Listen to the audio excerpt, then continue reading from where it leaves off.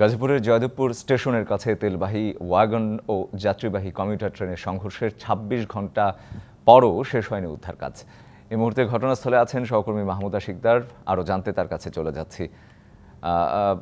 মাহমুদ, আমরা যেটি জানি যে সবশেষ যেই পরিস্থিতি সেটি হচ্ছে উদ্ধার কাজ চলছে, সেটি আসলে কিভাবে চলছে, ঠিক কতক্ষণ লাগতে পারে, কর্মকর্তারা কিছু জানাচ্ছেন কিনা, সব মিলিয়েই জানান।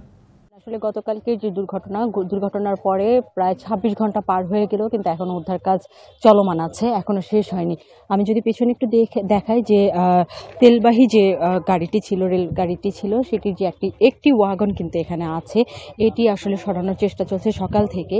তবে আমরা যে উদ্ধার কাজ পরিচালনা করছে যারা, তাদের সাথে আমরা কথা বলেছি, তারা আমাদেরকে যেটি জানিয়েছেন যে এই ওয়াগনটি এখন সরানো সম্ভব, কিন্তু এই ওয়াগনকে কেন্দ্র করে একটি সমস্যা আছে। সেটা হলো যে ওয়াগনের একদম সামনের দিকে, যেটাকে তারা বলছে একেবারে সামনের যে নেকটা, সেই নেকটা কিন্তু ভেঙে নিচের দিকে ডেবে গেছে। সেই নিচের দিকে ডেবে যাওয়ার কারণে এটি সরল রেখাতে যদি নেওয়া হয় তাহলে সেটা সম্ভব, কিন্তু সরল রেখা বাদ দিয়ে যদি কোনো দিকে বাঁকা কোনো রেলওয়েতে যদি নেওয়ার চেষ্টা হয় তাহলে সেই ক্ষেত্রে কিন্তু একটু বিপদ হওয়ার সম্ভাবনা আছে। তার কারণ যেহেতু এটা সামনের দিকটা নিচু হয়ে গেছে, নিচু হয়ে যদি আপনার রেল লাইনের সাথে সংঘর্ষে যদি এখানে স্পার্ক হয় তাহলে কিন্তু এখানে অগ্নিকাণ্ডের একটি ঘটনা ঘটতে পারে। যেহেতু আপনি জানেন যে এগুলো তেলবাহী ওয়াগন এবং এখানে ডিজেল ছিল, ডিজেল থাকার কারণে কিন্তু এখানে সতর্কতা অবলম্বন করা হচ্ছে। এবং এই ওয়াগনটা সরাতে এখন কোনো সমস্যা না থাকলেও ১, ২, ৩ ঢাকায় জমি জিতে নিন ১০০% ক্যাশব্যাক সহ ২০ কোটি টাকার পুরস্কার।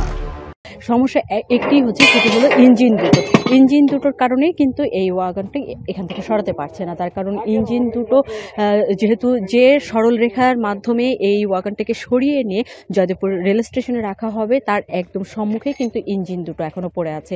ইঞ্জিন দুটোকে এখনও সরানো সম্ভব হয়নি, তার কারণ এখানে যেহেতু একটির পর একটি ট্রেন যাচ্ছে এবং দুটি লাইন পাশাপাশি থাকার কারণে কিন্তু এটার পাশে যে লাইনটি আছে সেই লাইনটি ব্যবহার করে যাতে কোনো ধরনের শিডিউল বিপর্যয় না হয়, ট্রেন চলাচলের যে ব্যাপারটা সেটি কিন্তু রেখেছে। তো এই কারণে এই ছোটোখাটো যে কারণগুলো, এই কারণগুলোর কারণে এখনও ওয়াগন সরানো সম্ভব হয়নি। তার পাশাপাশি যে ইঞ্জিন দুটো আছে সেটিও সম্ভব হয়নি। তারা বলছে যে দুপুর নাগাদ শেষ হবে, কিন্তু এখন তো ২টোর বেশি বেজে গেছে। তো আমরা বলছি দুপুর নাগাদ শেষ হবে না, হয়তো বিকেলের দিকে এই কার্যক্রম শেষ হতে পারে।